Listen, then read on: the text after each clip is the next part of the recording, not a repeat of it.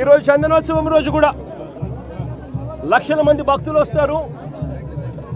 ఈరోజు అప్పన్న స్వామి నిజ రూపంలో దర్శించుకోవచ్చు అప్పన్న స్వామిని అని లక్షల మంది భక్తులు ఈరోజు వస్తారు అని తెలిసినా కూడా దారుణమైన అరేంజ్మెంట్స్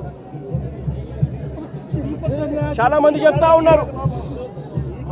కనీసం టెంపరీ టాయిలెట్లు కూడా లేవు, క్యూలలో నిలబడిన వాళ్ళకి నీళ్లు లేవని కూడా చెప్తా ఉన్నారు. ఘటన జరిగిన స్థలాన్ని ఒకసారి చూస్తే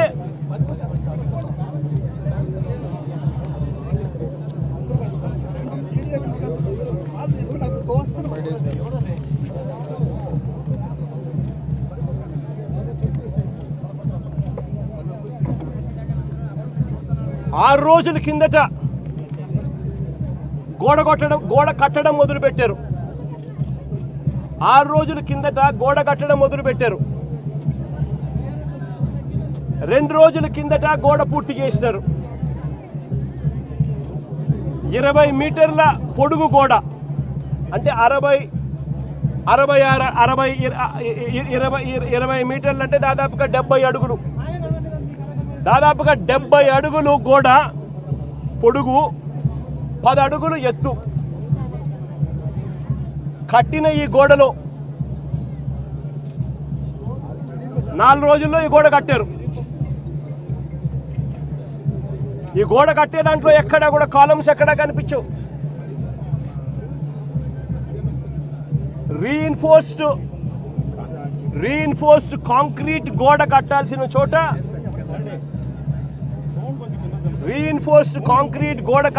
చోట కనీసం ఎటువంటి టెండర్లు కూడా పిలవకుండా మంత్రులు పర్యవేక్షిస్తున్నారని అంటారు.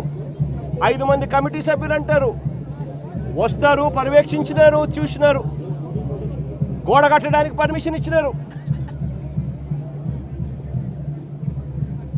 6 రోజుల్లో గోడ కట్టారు. 6 రోజుల్లో గోడ కట్టారు. టెండర్లు కూడా పిలువకోకుండా కట్టేసేయండి అని చెప్పి కట్టేశారు. నేను అడుగుతా ఉన్నా,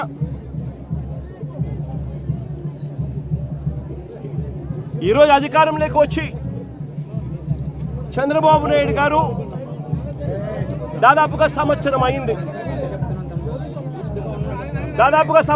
చంద్రబాబు నాయుడు గారు అధికారంలోకి వచ్చి. నేను అడుగుతా ఉన్నా చంద్రబాబు నాయుడు గారిని, చందనోత్సవం ఎప్పుడు జరుగుతుందో మీకు తెలియదా అని అడుగుతా ఉన్నా. మరి చందనోత్సవం పలానా రోజు జరుగుతుంది అని చెప్పి తెలిసినప్పుడు ఈ గోడ కట్టించే కార్యక్రమం ముందే ఎందుకు మొదలు పెట్టలేదు అని అడుగుతా ఉన్నా. ఈ గోడ కట్టించే కార్యక్రమం ముందే ఎందుకు చేయలేదు అని అడుగుతా ఉన్నా. ఇదే పెద్ద మంచి చంద్రబాబు నాయుడు గారిని, ఇదే చంద్రబాబు నాయుడు గారిని అడుగుతా ఉన్నా. ఈ గోడ నిర్మాణం కేవలం 6 రోజుల కిందట మొదలై 2 రోజుల కిందట పూర్తి చేశారు. దీని అర్థం ప్రభుత్వం ఎటువంటి ముందస్తు ఏర్పాట్లు సీరియస్గా తీసుకోలేదు అని చెప్పి నిదర్శనం కాదా అని అడుగుతా ఉన్నా. చివరికి ఈ వరకు కనీసం టెండర్లు కూడా పిలవకోకుండా ఇష్టం వచ్చిన వాళ్ళకు వర్క్ ఇచ్చేసి ఇష్టం వచ్చిన తీరు ఇష్టం వచ్చిన పద్ధతిలో కట్టించే కార్యక్రమం చేయడం ధర్మమేనా అని అడుగుతా ఉన్నా. 70 అడుగులు పొడవుతో కట్టే గోడకు, 10 అడుగులు ఎత్తుతో నిర్మించే గోడకు కనీసం కాలములు కూడా పెట్టించే కార్యక్రమం కూడా లేకుండా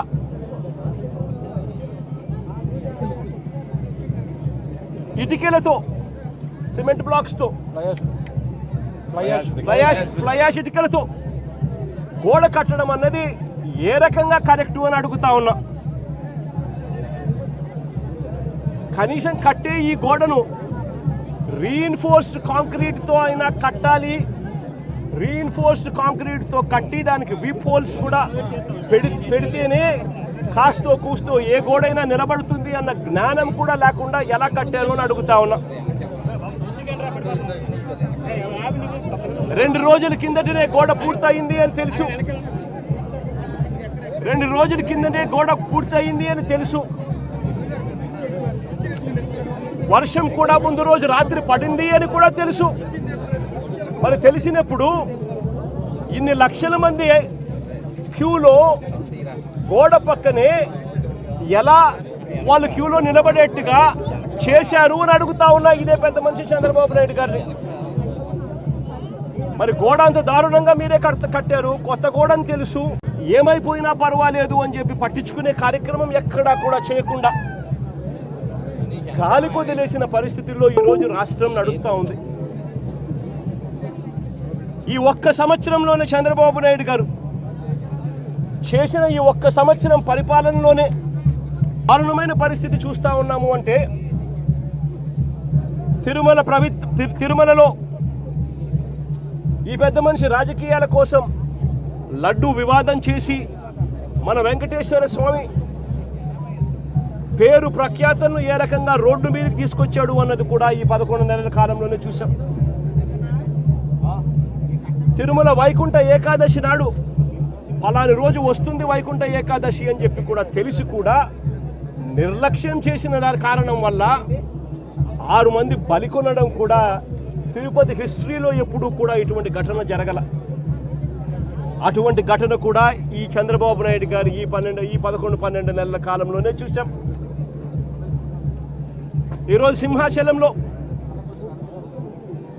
చందనోత్సవం నాడు ఇంత దారుణంగా తెలిసి నిర్లక్ష్యం అనే ఒకే ఒక్క పదానికి అర్థం చెబుతూ 7 మందిని బలికొనడం కూడా ఈరోజు చూసాం. ఈ మధ్యకాలంలోనే శ్రీకాకుళంలో శ్రీకూర్మంలో, అది కూడా శ్రీకూర్మం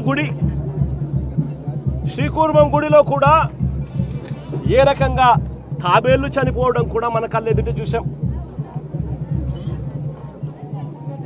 తిరుమలలో గోశాలలో ఏ రకంగా గోవులు చనిపోవడం కూడా మన కళ్ళెదుటే చూసాం. చంద్రబాబు నాయుడు గారు ఈ 11-12 నెలల పాలనలోనే కడపలో కాశీనాయన ఆశ్రమంలో ఏ రకంగా బుల్డోజర్లతో కలెక్టర్లే స్వయంగా వచ్చి కాశీనాయన స్వామి ఆశ్రమాన్ని, కాశీనాయన స్వామి గుడిని ఏ రకంగా ధ్వంసం చేశారో కూడా మన కళ్ళెదుటే చూస్తూ ఉన్నాం. ఇవన్నీ కూడా కేవలం ఈ 12 నెలల కాలంలో చంద్రబాబు నాయుడు గారి హయాంలో జరుగుతూ ఉన్న గుడులు గోపురాలకు సంబంధించిన వ్యవస్థల మీద ఆయన చూపుతా ఉన్న శ్రద్ధకు నిదర్శనం. ఏదైనా కూడా పబ్లిసిటీ కోసమే ఆయన చేసేది, ఏదైనా డైవర్షన్ పాలిటిక్సే. పుష్కరాల సమయంలో కూడా గతంలో చూసాం ఏ రకంగా 29 మందిని బలికొన్నాడో కూడా మనం చూసాం. గోదావరి పుష్కరాలలో, రాజమండ్రిలో. నేను అడుగుతా ఉన్నా, అన్ని ఘటనలకు జరిగేటప్పుడల్లా జరిగిన తర్వాత వస్తాడు, వచ్చి ఒక కమిషన్ వేస్తున్నాను, విచారణ చేయిస్తాను అని చెప్తాడు. ఇన్ని ఘటనలు నేను చెప్పిన కనీసం ఒక్క ఘటనలో అయినా కూడా సీరియస్గా ఎవరి మీద అయినా యాక్షన్ తీసుకున్నారా అని అడుగుతా ఉన్నా. ఎవరి మీద యాక్షన్ తీసుకోరు, ఎందుకనంటే ఈయనే దోషి కాబట్టి. ఎవరి మీద అయినా యాక్షన్ తీసుకోవాలని వస్తే ఈయన మీదే తీసుకోవాలి కాబట్టి ఎవరి మీద యాక్షన్ ఉండదు. తిరుపతిలో మొన్న చూసాం, జనవరి 8వ తారీఖున వైకుంఠ ఏకాదశి నాడు జరిగిన ఘటనలో 6 మంది చనిపోతే ఈయన తీసుకున్న యాక్షన్ ఏమిటి? ఎస్పీని అక్కడి నుంచి ట్రాన్స్ఫర్ చేశాడు. అది ట్రాన్స్ఫర్ చేసేది ఏంది? చెత్త పొజిషన్లోకి ఏమన్నా ఇచ్చినాడంటే అది కాదు. అదే తిరుపతిలోనే టాస్క్ ఫోర్స్కు ఇంకా బెటర్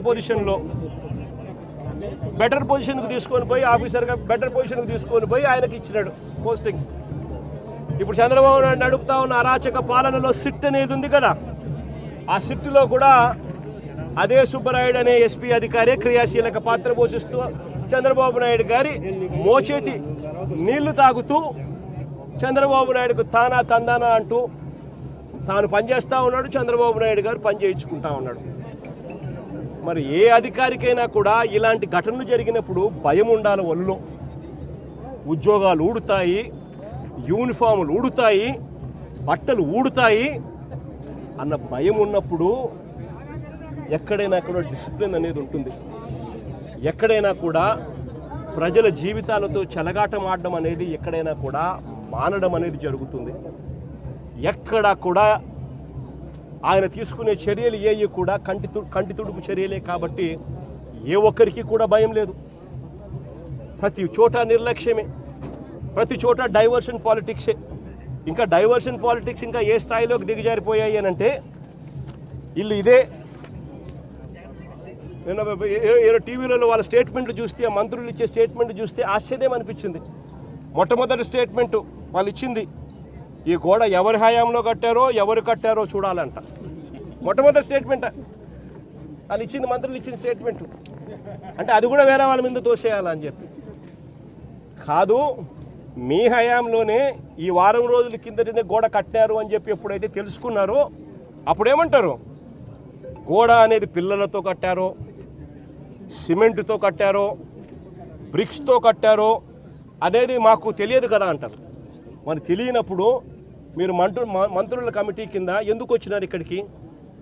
ముందస్తు ఏర్పాట్లు చేయడం కోసం మరి ఎందుకు వచ్చినారు? మరి మీ సమక్షంలోనే మీరు ముందస్తు ఏర్పాట్లు చేస్తూ ఉన్న పరిస్థితుల మధ్య ఈ గోడ కట్టడం ఎందుకు చేశారు? 60-70 అడుగులు గోడ పొడుగు, 10 అడుగుల ఎత్తు, కనీసం ఒక కాంక్రీట్ పిల్లర్ లేదు. గోడ ఏ రకంగా కట్టనిచ్చినారు? కొత్త గోడ అని తెలుసు, రాత్రి వర్షం పడిందని తెలుసు. చందనోత్సవం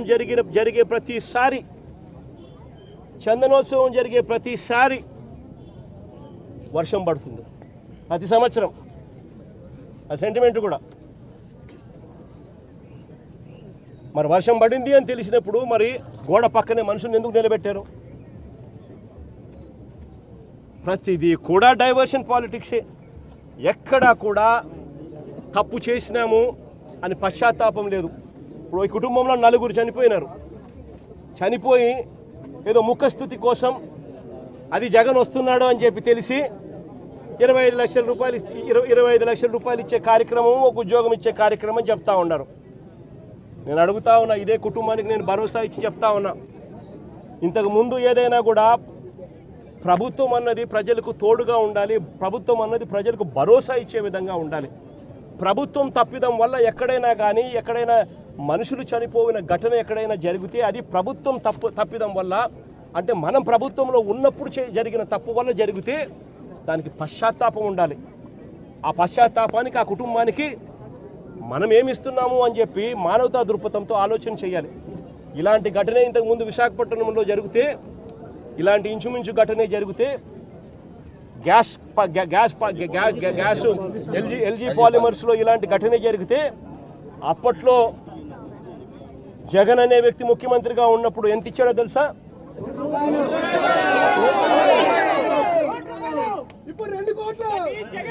జగన్ అనే వ్యక్తి ₹1 కోటి ఒక్కొక్కరికి ఇచ్చి ఆ కుటుంబాలను ఆదుకున్నారు. ఇప్పుడు ప్రభుత్వం తప్పిదం వల్ల, ప్రభుత్వం చేసిన తప్పిదం వల్ల ఈ ఘటన జరిగితే అసలు ఆ కుటుంబానికి నువ్వేం చేస్తా ఉన్నావు అని చంద్రబాబు నాయుడు గారిని అడుగుతా ఉన్నా. ఒకటే చెప్తా ఉన్నా, వీళ్ళు ఇచ్చినా ఈకపోయినా కానీ చనిపోయిన ఈ కుటుంబాలకు గుర్తు పెట్టుకొని మళ్ళీ మేము అధికారంలోకి వచ్చిన తర్వాత ఈ కుటుంబాలకు ఆ ₹1 కోటి బ్యాలెన్స్ వీళ్ళు ఇచ్చినారు.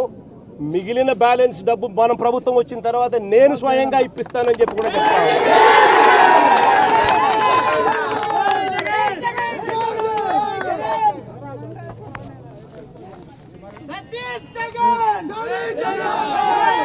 ఇది ఒకసారి ఫోటో చూడండి. ఎక్కడైనా